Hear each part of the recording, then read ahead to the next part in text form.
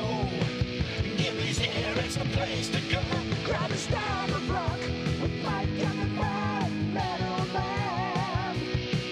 Grab a star of rock and hold on tight as hard as you can. T-Bone's here, it's time for a party. Come and see, got the comment started.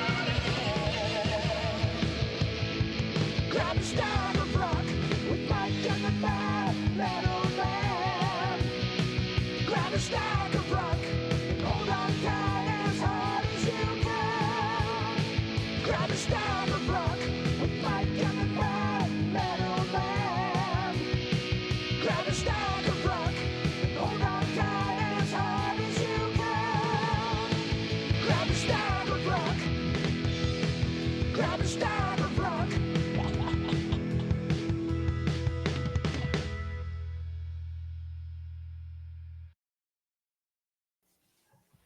Hey everyone, welcome to Grab a Stack of Rock. We have a very special episode tonight. We have in the house tonight, we have Blotto and film director Rob Lichter, aka Bert Blotto. And then next to him, we have F. Lee Harvey Blotto, the drummer. Below, Mr. Broadway Blotto, and of course, Bow Tie Blotto with his product placement for a film that we're going to be talking about tonight. How are you guys doing? Good. Great. We're doing great. How's it going, eh? It's going great, eh? Up here in Canada. You guys are a little bit further south. We are here tonight to talk about a film that is coming out called Hello, My Name Is Blotto, the movie, as we see here, directed by Bert, aka Rob, and starring you guys. This is going to be airing in April on the 12th.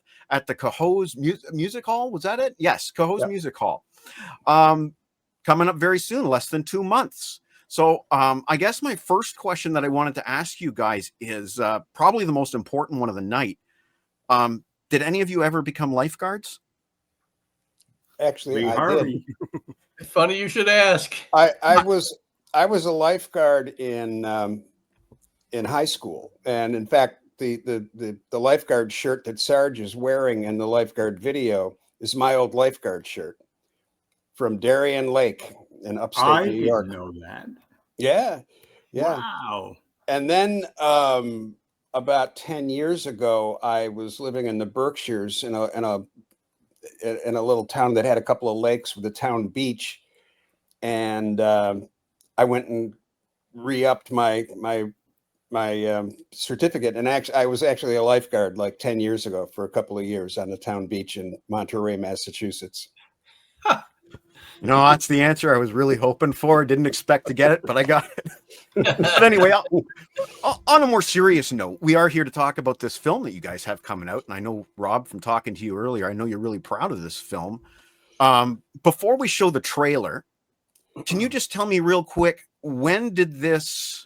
You've been associated with the band for years. You've been archiving interviews and things for years. When did this turn from that into a film that is going to be shown in a theater?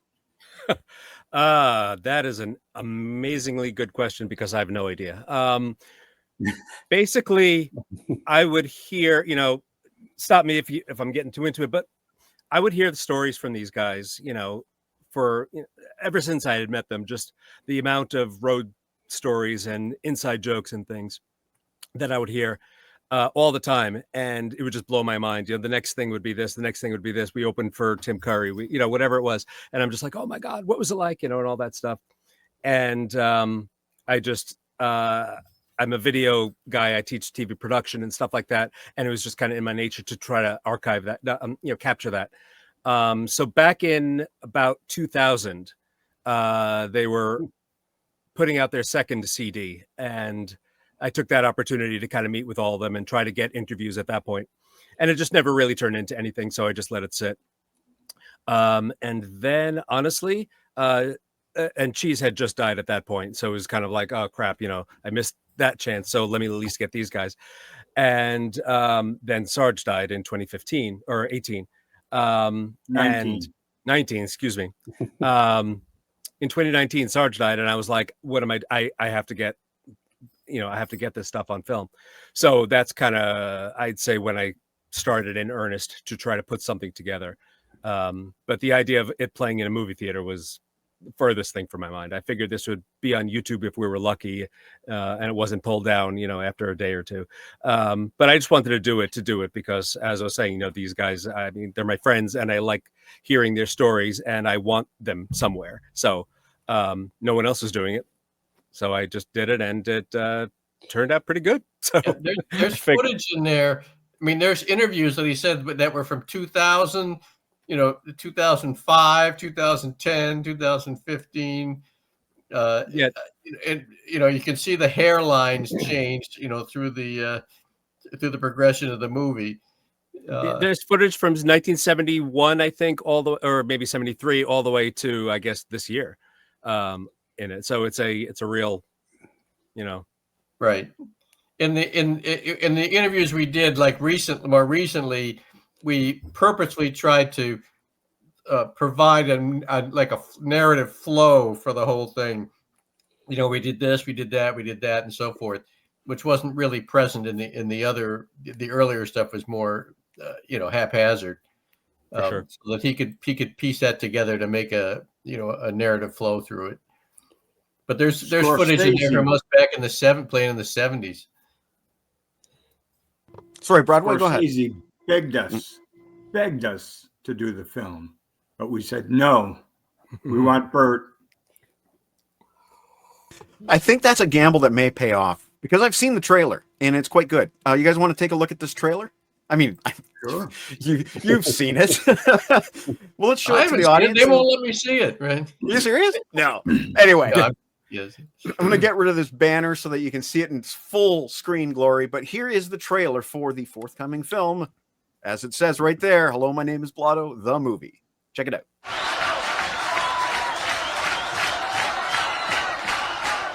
If you're a Blotto fan, you aren't going to want to miss this. This is Blotto. I think that they were the ultimate crowd pleasers. Blotto! And when my phone rings and it was Blotto, 100%. I wanna be a lifeguard. Here they are, Blotto. In the pre-Blotto days, we were the Star-Spangled Washboard Band.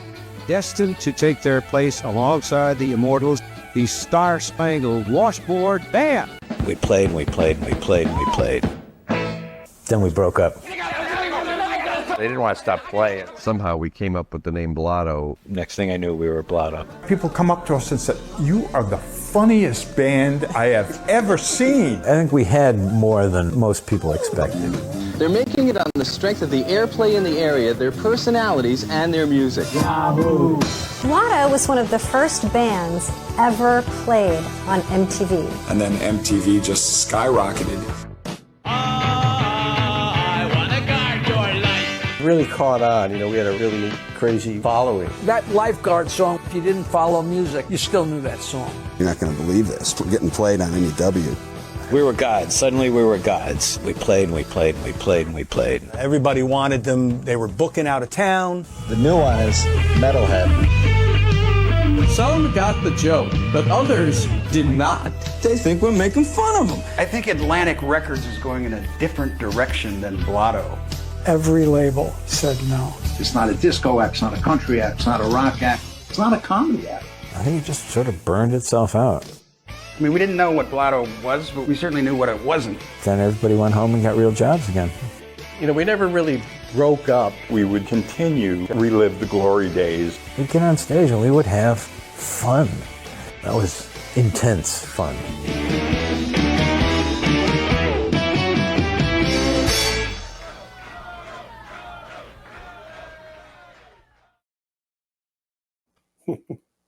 Hey, those guys are good. They're not bad. They are not bad. My first question that I want to ask after seeing that trailer is something that Bow Tie said about Metalhead. People thought that you were kind of making fun of the genre. And I was at that age when Metalhead came out. I didn't know that I didn't know who Blotto was. I thought you guys were, as the British say, taking the piss. And it wasn't until I got that album later that I'm like, so that's Blotto. And I like it. I guess that kind of added to that confusion that we're seeing in this trailer. People didn't know if you were a comedy act or rock, whatever. You were Blotto. And tell me about that. Well, when we were recorded by Atlantic Records, and they actually put us in Atlantic Studios with Bob Clearmountain producing, and that's where when the second feature came. And then Atlantic turned us down and said, and it was in the trailer, they said to us, well, we're going in a different direction than Blotto is. And we're like, what direction are we going in? And so we, over the next couple of months, Atlantic, signed all these hair metal bands, like, White Lion and White Snake and White this and White that, and all these guys. No, it's my Bluetooth. And, and so we said, okay, if that's what they want, we'll give it to them. And that's when we put together Metalhead, and it just kind of took on a life of its own eventually. And, Buck Dharma from Blue Oyster Cult got involved, and then the video came out on MTV. We wound up touring with Blue Oyster Cult, which was ridiculous. But, we got out into the Midwest, and they just knew us from MTV and decided, even though we're up there playing We Are the Nowtowns and I Want to Be a Lifeguard, they treated us, great. And when Metalhead played, they went bonkers. And why am I hearing me party? So that, that's where that came from. Excellent. I also, just wanted to mention to you guys, that you were on this compilation Breakfast, Metal for Breakfast, right? Like that was huge up here in Canada. Like I swear to God, I couldn't have been the only kid who thought you were a metal band or something crazy like that. Or I didn't know, but sorry, go ahead. No, just gonna say the commercial is in the film and you'll see it. Excellent. And it's, Judas Priest, Killer Dwarves, and Blotto. It's just like, it's fantastic. Right. Apparently, like that confused us back then. Well, apparently Lips from Anvil was not amused. That's the word we got. He didn't think much of it. Yeah. Oh, well, but we love him. I don't want to imply that anybody's copying anybody, but Anvil did really kind of chart some waters when they did their documentary film back in 15 years 2008. ago. 2008. There, it is a great film.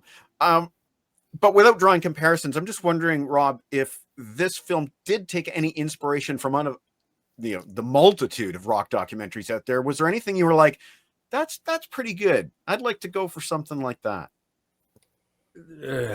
No, because basically I started with armfuls of tapes of just this amazing footage, and it just kind of started with, let me take all this. Actually, like 20 years ago, I put out a DVD of their stuff for, I wanted to make that available to the public somehow. I just put it on DVDs and ended up kind of not following up too much with that. And then I had all this stuff and I just wanted to put it together, and I kind of just arranged it more or less chronologically and said, how can I connect these things? And just got interviews that I had, and then said, all right, I need you to talk about this. I need you to talk. And then just kind of built it.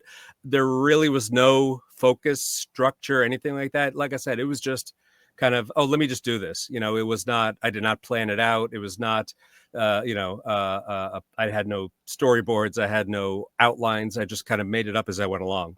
So I wish I could say I was I'm sure I was unconsciously influenced by all the documentaries I've seen, but I was not, going for any particular style. So that'll probably come through. Is it just it's very homemade, as as Blotto Records stuff all was.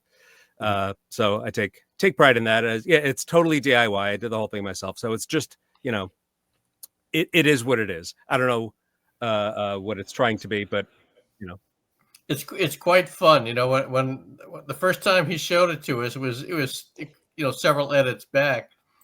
I just sat there. I had a smile on my face for an hour and 40 minutes, just watching this. It's very good. It's very good natured, good humored. Kind of self-effacing, and there's a lot of funny stuff in there. It's really quite entertaining. Yeah, and Bert is just one of us. He gets us. He Is Us. I've been a fan of Bert's creativity. He had a band called Binky Stick, and great songs. Bert and his brother and a pal of theirs. And I was just floored the first time he ran the film for us. It was, this is fantastic. The one thing The one thing I definitely want, it had to be fun. That was kind of like it had to be informative because these stories are, just great story, and just the overall story is great. But it's these guys together. I think the original interviews were individual, and I forget what, I think it was Broadway was like, you can't do individual with us. It's got to be all together. So from then on, everything was just them feeding off each other and making each other laugh. And that's the best stuff. I mean, watching them crack each other up, even with stories that they've heard a million times or whatever. It's just, that's the fun of it, honestly, is watching these guys, from the 70s to the 2020s, just, hanging out with each other and enjoying each other. And that's what I was hoping to get, out of it. I've seen YouTube footage. Oh, sorry. Go ahead, Bo. Yeah, it's a long arc, and it started with this group, the Star Spangled Washboard Band, back in the 70s, which Sarge Blotto was in that. He was Wild Bill Hayes, and Broadway was Broadway Harris, and I was Bowtie Johnson. And it was kind of I say it was a psychedelic bluegrass band, but it was a sort of a country bluegrass kind of thing with very slapstick humor and a lot of broad jokes and things like this. And we toured for years, like from 72 to 78. We played really hundreds and hundreds of gigs. We put out an album on Flying Fish, and it was a pretty substantial career. Although we didn't like really break through to the big time, but we had a lot of good success. And when that ended, we sort of had that background of doing it. And so when Blotto, we got together and we're just sort of jamming and fooling around and figuring out what we were going to do. But we had that foundation that Blotto was able to sort of work off of. And even though it was not the same kind of thing, I say it still had some of the same tone, and the chemistry was already there with the people in the band.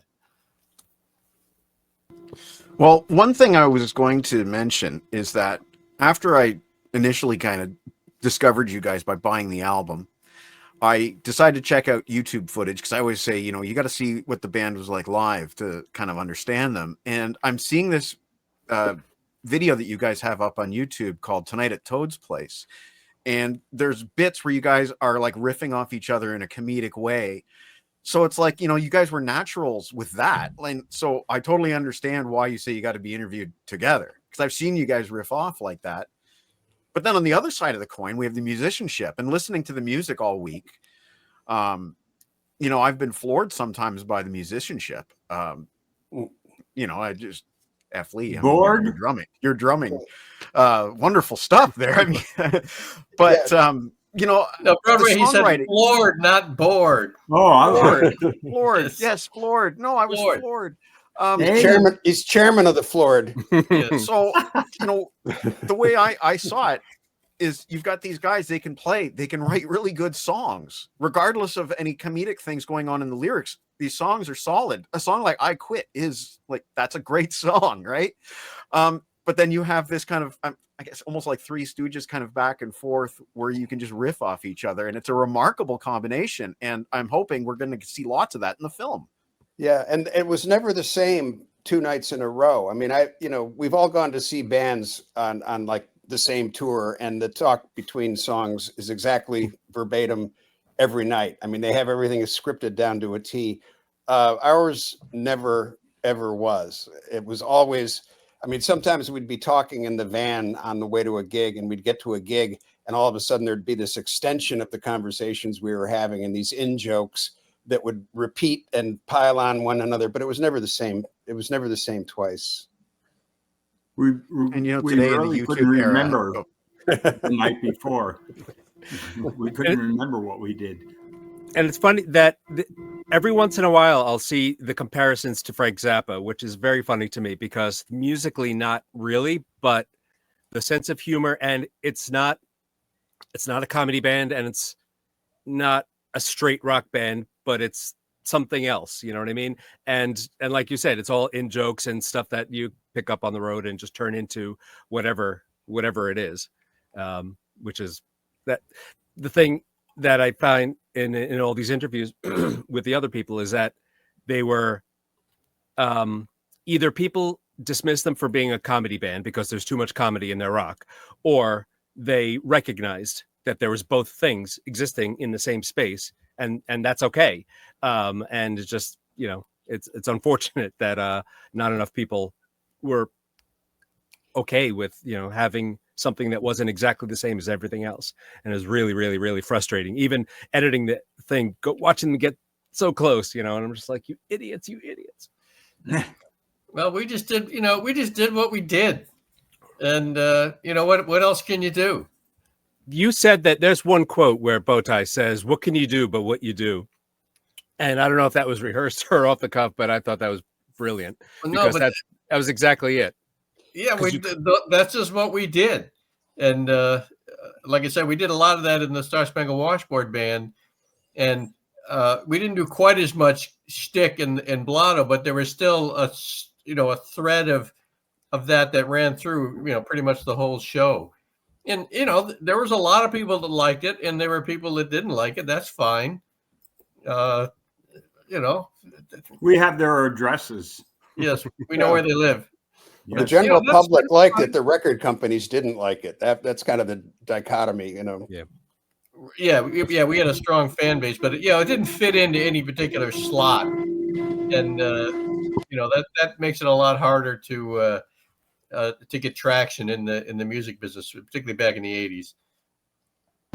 Yeah, I imagine it would be very different today in the YouTube era. You could have theoretically every version of every show that you've ever played up online, and you could have fans from all over the world discovering this band that otherwise might, like back in the 80s. How did you find out about these guys?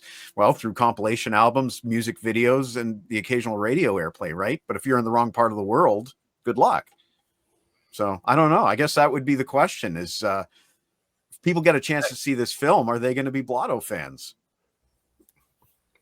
That's a really good question, because, we know that, the people that know of us or were fans, back in the day are going to love the record. And what we don't know is if someone just casually remembers I Want to Be a Lifeguard or doesn't know anything about the band, how this is going to strike them. And none of us have any idea because we're just way too close to it, but we're just glad that, that Bert was able to get this thing finished, because it's gratifying. It's great. Yes. Well, let me ask the most important question, which is, how is a guy in Canada going to be able to see this film at some point in time? One at a time. That's all. I don't know. we haven't, like everything else in this, we're figuring it out as we go along. So as of right now, we've got, one screening for sure. Got a couple others possibly in the bag, in the can, or whatever you want to call it, in something.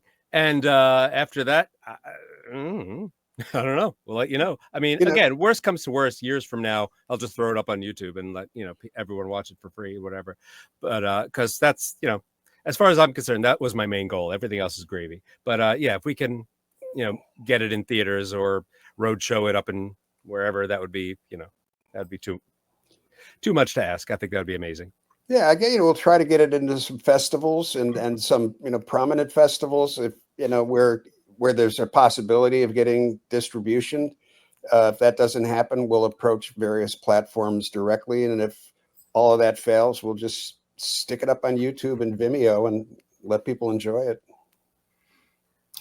We want people to see it, in the long run. Yeah. As a physical media junkie, as you can clearly see, I guess a DVD Blu-ray release is not feasible for a film like this at this point in history. I know I'm asking these hardball questions. It's the middle of the interview when the hardball questions come out. We'll burn one. We'll burn one for you. I could physically make, a handful or one at a time, like Bow Tie's, little tags. But like to mass produce them, I don't think is probably realistic in 2025. I think we're, like Bert said, we're just going to take this one step at a time. We're amazed that we actually got this far. Bert, he did all the work. That we got this far, and we have a premiere coming out, and we're getting a lot of attention, from our old fans, and that it should be a ball. Yeah, that's the thing. You mentioned honestly. Sorry, no, I was just going to see. You mentioned the tags. We haven't actually seen them yet because that was before we started recording. Would you mind showing us? There it is. Yeah. So this is the tag, the souvenir tag that everyone who comes to the world premiere on April 12th at the Cohoes Music Hall will get a free "Hello, my name is Blotto," the movie tag that they can it can either be a souvenir or you can hang it on your Christmas tree. Or put it on eBay where people like you can buy it for thousands. Yes.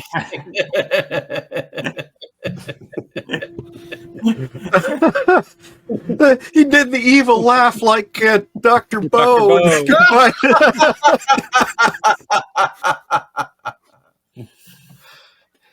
Oh, you just made my night. So that's cool. That's cool. I mean, at least there's something that somebody can take and say, I was there. And I think that's exactly. Really cool.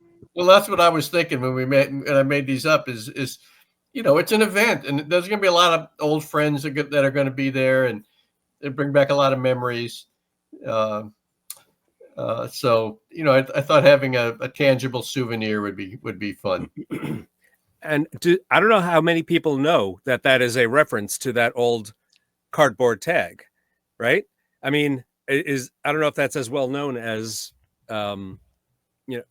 the Blotto lady. Yeah, Blotto lady.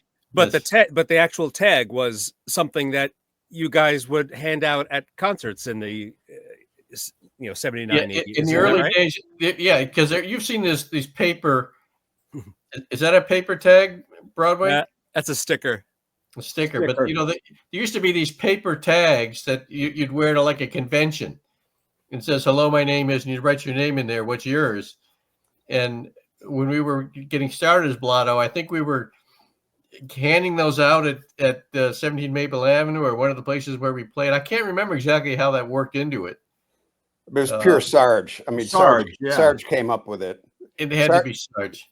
Sarge was the art guy. He did all the graphic design for us. He did the album covers and stuff, and he was a genius at it. And so he was the one that came up with the hang tags. I'm sure. I think the hang tags were already out there when I joined the band, right? I mean, it was early on, but I think they were already there. Sarge had come up with them. Yeah. And then I saw a story about Steve Smith from Journey. There was a Journey poster that I think Sarge saw in a store or something. He was wearing the tag on his belt or something like that.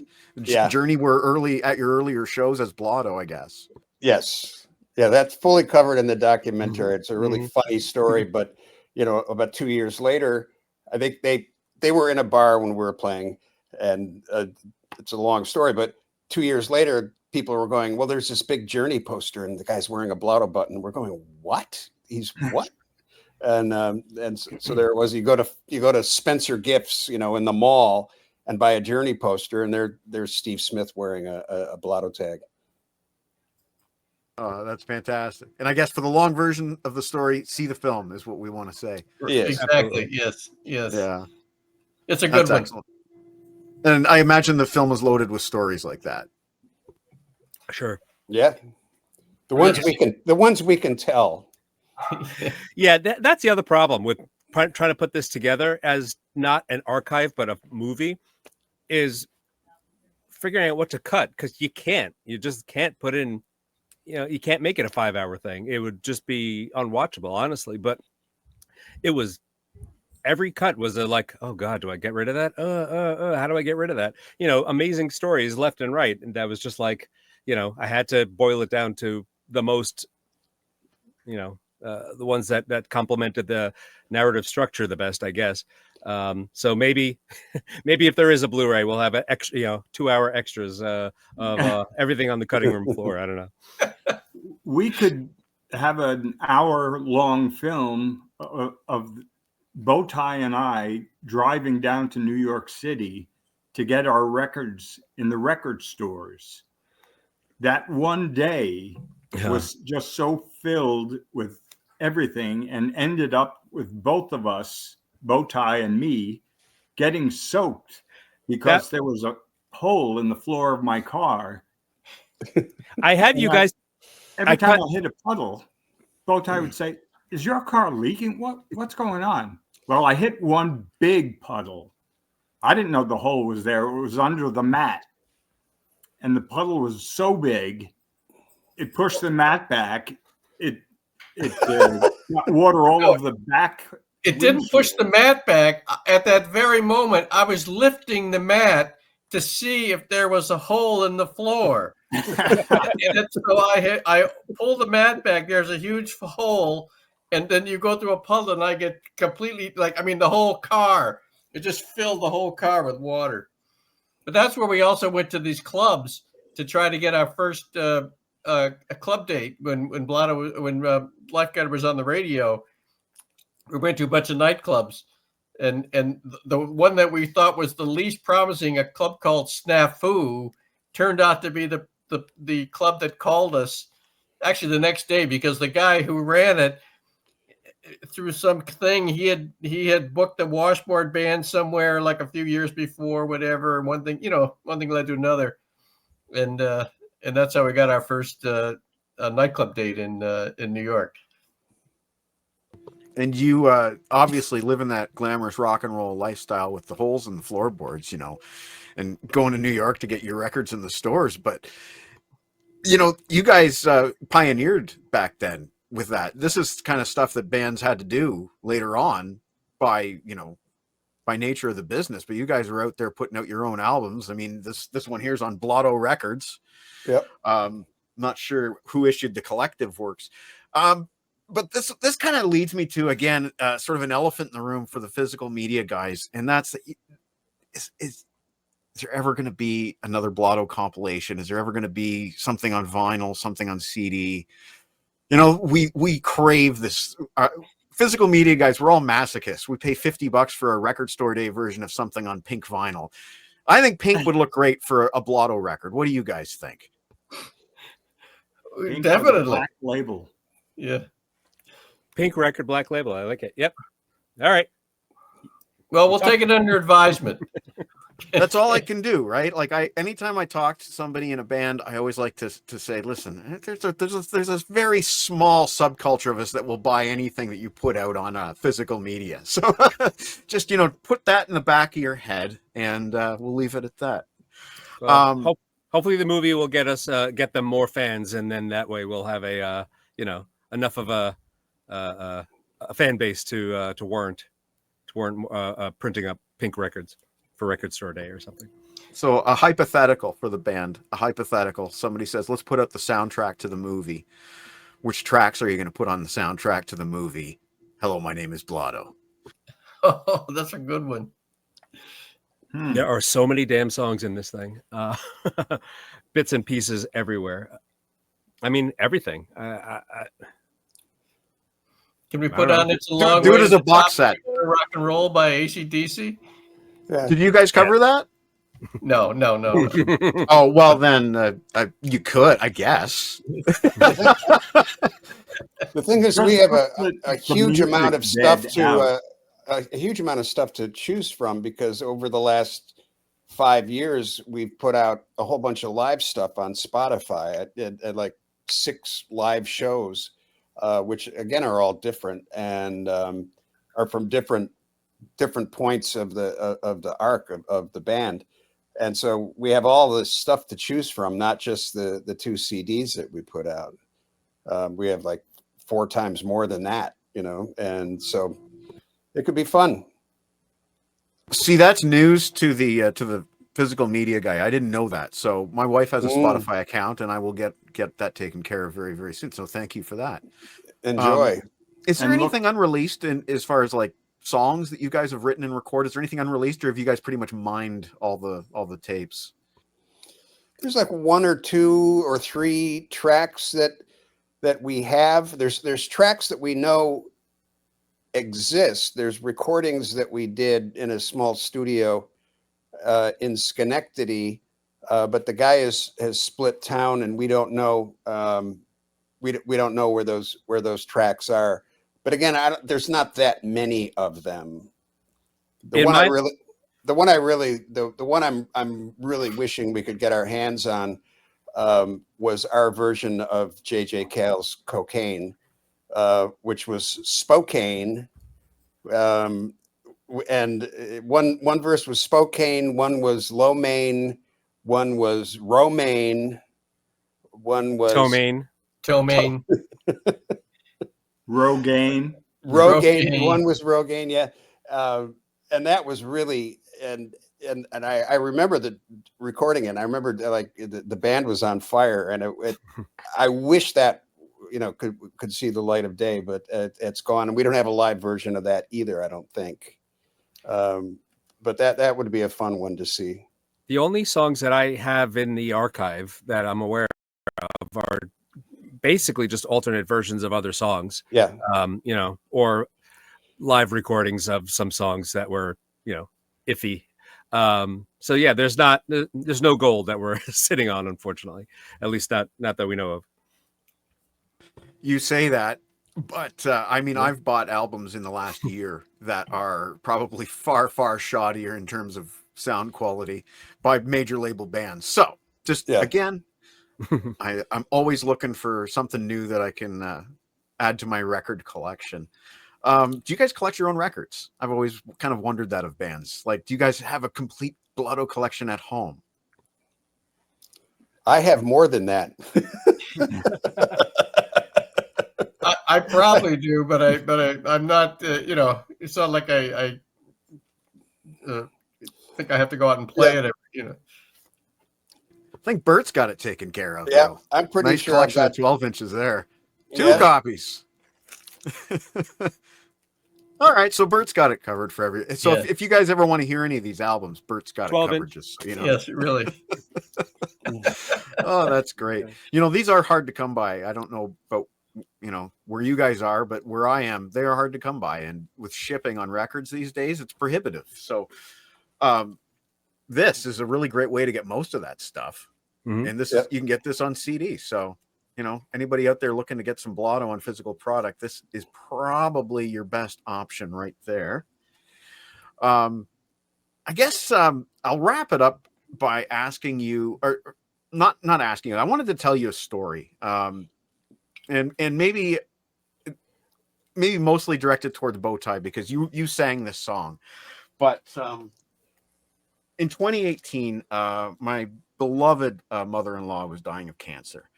And one of the last things that she told me to do, because I had this ritual of going to Toronto every summer to go record shopping, she gave me permission. She said, Mike, go with your friend, go record shopping. And this is the record that I bought on that trip. And as the summer got worse and worse and worse, I listened to this. I ripped it to a flash drive, and I listened to it in my car multiple times every trip to Toronto to see my mother-in-law. And it was specifically the song It's Not You that tickled my funny bone every single trip. The entire album, really, but for whatever reason, It's Not You just jumped out at me.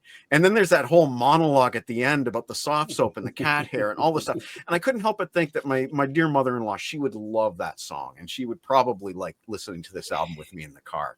So I just want to personally thank you for helping make that horrific summer of 2018 something with joy in it. And it came from this, and specifically It's Not You just means a heck of a lot to me every time I hear that song. And it's a fantastic song, regardless of the absolutely hilarious lyrics. It's a fun song, and it does have a basis in reality, although it's somewhat exaggerated in the song. But I hope not the dissecting frogs part, because that would no. But it's but the monologue at the end that went through a couple of revisions, so we finally settled on the the right incidents.